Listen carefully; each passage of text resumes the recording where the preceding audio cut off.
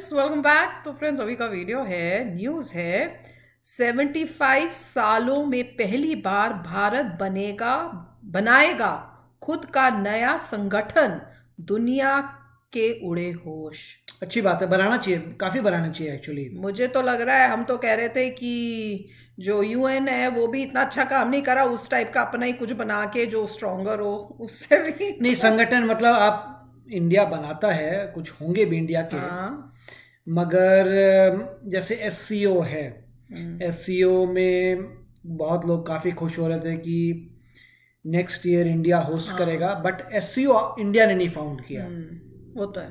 तो किसी और ने फाउंड किया, उसका होस्ट करना ठीक है, आप होस्ट करिए, मगर वो इतना महान बात नहीं है कि आप अपना संगठन बनाएं फिर दुनिया आपके होस्ट करे, मगर आप क्रिएटर हो उसके। बिल्कुल। तो देखते हैं क्या है। चल, तो वीडियो शुरू करते हैं। वीडियो शुरू करने से पहले अगर आप चैनल पर नए हो और आपने अभी तक सब्सक्राइब नहीं किया तो जल्दी से पहले सब्सक्राइब के बटन और बेल आइकन को क्लिक कर लो, ताकि आपको हमारे सारे न्यू वीडियोस के नोटिफिकेशन मिल जाएं जैसे हम अपलोड करें। अगर आपको वीडियो पसंद है प्लीज लाइक एंड शेयर। चलिए शुरू करते हैं। दोस्तों, विश्व स्तर पर ऊर्जा की जरूरतों को पूरा करने के लिए, साथ ही ओपेक देशों की तेल की प्रोडक्शन को लेकर मनमानी को काबू करने के लिए भारत अब एक काफी बड़ा कदम उठाने जा रहा है। दरअसल भारत ने ये फैसला लिया है कि हम विश्व में बायोफ्यूल प्रोड्यूसर देशों का एक अलग संगठन बनाएंगे जो कि ओपेक को काउंटर करेगा। और ऐसा करने के लिए भारत अगले साल भारत में होने वाली G20 समिट में, जो 9 सितंबर से 10 सितंबर तक चलने वाली है, उसमें बायोफ्यूल का एजेंडा बनाकर इसके ऊपर चर्चा कर सकता है। ओपेक के खिलाफ भारत के लिए G20 समिट इसलिए महत्वपूर्ण है क्योंकि G20 में कई बड़े बायोफ्यूल प्रोड्यूसर देश जैसे कि यूएस, ब्राजील, इंडोनेशिया, अर्जेंटीना और चाइना मौजूद है।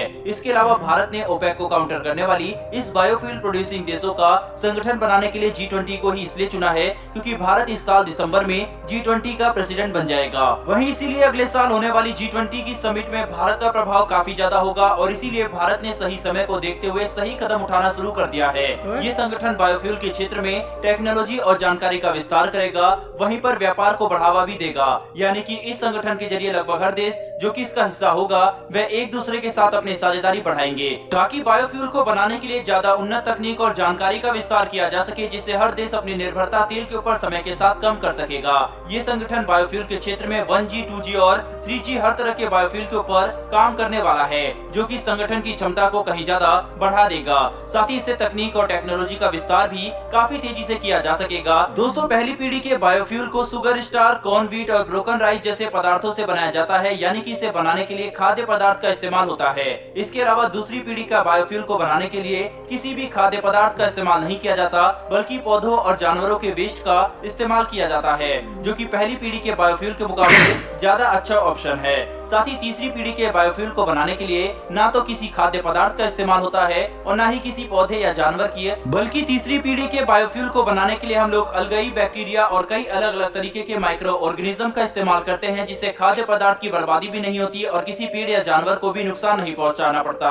बायोफ्यूल के क्षेत्र में अभी तक हमने इतना विकास कर लिया है कि हमने बायोफ्यूल की 3 पीढ़ियां तैयार कर ली है, जिसमें बायोफ्यूल की तीसरी पीढ़ी सबसे ज्यादा एडवांस और अच्छी है, जिसमें पर्यावरण को भी किसी भी तरीके का नुकसान नहीं होता। इसके अलावा अभी इस क्षेत्र में और ज्यादा काम करने की जरूरत है ताकि इससे भी अच्छा तरीका निकाला जा सके। साथ ही कोई ऐसा तरीका खोजा जाए जिससे हम बायोफ्यूल को काफी बड़ी मात्रा में बना सके, क्योंकि जब तक हम लोग बायोफ्यूल को बड़ी मात्रा में पैदा नहीं करेंगे तब तक हम तेल के ऊपर अपनी निर्भरता ज्यादा कम नहीं कर सकते। और केवल बायोफ्यूल को ही नहीं बल्कि तेल पर अपनी निर्भरता कम करने के लिए एथेनॉल ब्लेंडिंग और इलेक्ट्रिक व्हीकल जैसे टेक्नोलॉजी भी काफी ज्यादा महत्वपूर्ण है। दोस्तों, अपनी नेशनल बायोफ्यूल पॉलिसी के तहत भारत काफी तेजी से इस क्षेत्र में विकास कर रहा है। इस साल जून के महीने में ही भारत ने पेट्रोल में 10% एथेनॉल ब्लेंडिंग का माइलस्टोन हासिल किया है, जो कि अपने निर्धारित समय से पहले अचीव कर लिया गया है। इससे अब भारत साल 2026 तक पेट्रोल में 20% एथेनॉल ब्लेंडिंग का लक्ष्य लेकर चल रहा है और काफी बड़ी संभावना है कि भारत इसे भी बहुत जल्दी हासिल कर लेगा। शुरुआती योजना के हिसाब से 20% एथेनॉल ब्लेंडिंग के टारगेट को साल 2030 तक हासिल करना था, लेकिन अब भारत इसे 4 से 5 साल पहले ही हासिल कर सकता है। Biofuel, renewable energy, sustainable development जैसी चीजों में भारत काफी तेजी से विकास कर रहा है। वहीं इसमें टेक्नोलॉजी के विस्तार से ही भारत कच्चे तेल के ऊपर अपनी निर्भरता को कम कर सकता है। इसके अलावा अंतर्राष्ट्रीय स्तर पर बायोफ्यूल प्रोड्यूसर देशों का संगठन बनाने जैसे कदम भारत के इस लक्ष्य को न केवल मजबूत करेगा बल्कि पूरी मानव जाति के लिए काफी सकारात्मक प्रभाव लेकर आएंगे। बहरहाल दोस्तों, बढ़ते हैं हमारी दूसरी खबर की तरफ। दोस्तों, संयुक्त राष्ट्र में भारत के रिप्रेजेंटेटिव रुचिरा काम्बोज ने अर्मीनिया अजरबैजान के युद्ध को लेकर ये बात साफ कर दी है कि दोनों देशों को अंतर्राष्ट्रीय कानून का सम्मान करना चाहिए। वहीं पर ग्लोबल ऑर्डर को ध्यान में रखते हुए अपने बीच के विवाद का हल बातचीत और कूटनीति से निकालना चाहिए। भारत का रुख हमेशा से साफ रहा है कि किसी भी डिस्प्यूट का हल सैन्य कार्रवाई या युद्ध से नहीं निकाला जा सकता, बल्कि केवल बातचीत से ही एक परमानेंट सॉल्यूशन निकाला जा सकता है। साथ ही भारत ने यह भी कहा है कि इन देशों को आपसी सहमति से ऐसा हल निकालने की जरूरत है जिससे ये विवाद हमेशा के लिए खत्म हो और शांति कायम की जा सके। दोस्तों, नागोर्नो काराबाख के इलाके को लेकर अर्मीनिया और अजरबैजान के बीच में साल 2020 में भी एक युद्ध हो चुका है, जिसमें हजारों सैनिकों और आम लोगों की जान गई, साथ ही जान माल का भी काफी भारी नुकसान हुआ। अब ये विवाद एक बार फिर से युद्ध का मोड़ लेते हुए नजर आ रहा है। बहरहाल दोस्तों, इस वीडियो में इतना ही, लेकिन बायोफ्यूल के क्षेत्र में भारत द्वारा उठाए जा रहे इन कदमों के ऊपर आपकी क्या राय है, कमेंट बॉक्स में लिखकर जरूर बताइएगा। साथ ही दोस्तों, अगर आपने इस वीडियो को यहाँ तक देखा है तो चैनल को सब्सक्राइब करके बेल नोटिफिकेशन को अवश्य दबा लें, जिससे डिफेंस और वर्ल्ड अफेयर्स से जुड़ी डेली अपडेट आप तक सबसे पहले पहुंच सके। फिर मिलेंगे ऐसी एक नई वीडियो के साथ। धन्यवाद, जय हिंद। तो काफ़ी अच्छा वीडियो था और ये पॉइंट था कि हम बना रहे हैं कोई ग्रुप बायोफ्यूल्स के ऊपर, और अच्छी बात है जैसे कह रहे हैं कि 10% अभी बायोफ्यूल से एथेनॉल मिक्स होता है और अल्टीमेटली गोल 20% है। उसके बाद हो सकता है गोल 50% हो, उसके बाद पूरी इलेक्ट्रिसिटी आ जाए। तो मेन पर्पस ये है कि पेट्रोल पे आपको डिपेंड ना होना पड़े और बायोफ्यूल आप यूज़ करें। और बायोफ्यूल में क्या होगा कि आप जितनी भी एग्जाम्पल उन्होंने खुद ही दे दिया, एथेनॉल, शुगर दिखाई थी उन्होंने, तो शुगर से आप जो बना रहे हैं इवेंचुअली आपको जो मिक्स कर रहे हैं, क्योंकि अभी इतना पावरफुल नहीं है कि ओनली ऑन बायोफ्यूल आप आगे बढ़ सकें। तो पेट्रोल में अभी मिलाया जा रहा है, अभी देखेंगे कितनी आउटपुट कम होती है, बेटर होती है। अल्टीमेटली 10% अभी मिक्स हो रहा है, विच इज़ वेरी नाइस।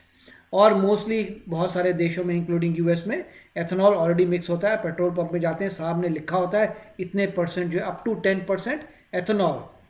तो उससे क्या है, हर कंट्री जहाँ पे ऑयल की प्रॉब्लम है वो कोशिश कर रहे हैं कि ऑयल कम खरीदना पड़े, अपनी चीज़ लगाओ, तो दैट इज़ फाइन। मगर 20% मैंने कहीं देखा नहीं है। तो अगर 20% पे जाते हैं that will be amazing. Hopefully तब तक होप ये है कि इलेक्ट्रिसिटी आ जाए, मतलब इलेक्ट्रिक कार्स आ जाएं और इससे पंगा ख़त्म हो। तो मगर काफ़ी अच्छा वीडियो था। और यहाँ पे जो बात कर रहे हैं कि आप एक ऑर्गेनाइजेशन बनाइए ओपेक की तरह। अब ओपेक में पॉइंट तो ये था कि वो लोग तो सिर्फ देख रहे हैं, अच्छा आपके पास लैंड है, आपकी लैंड में ऑयल है, तो कौन कौन ऑयल एक्सपोर्ट कर रहा है, वो साथ में आपस में मिल गए, वो ग्रुप बना लिया कि हम कंट्रोल करेंगे प्राइसेस अपने प्रॉफिट के लिए। तो उनकी बात अलग है, क्योंकि उनके पास नेचुरल रिसोर्स है। वो नेचुरल रिसोर्स से उन्होंने बोला अच्छा मिल जाते हैं, साथ कंट्रोल करते हैं पूरे वर्ल्ड को, वो उनका है।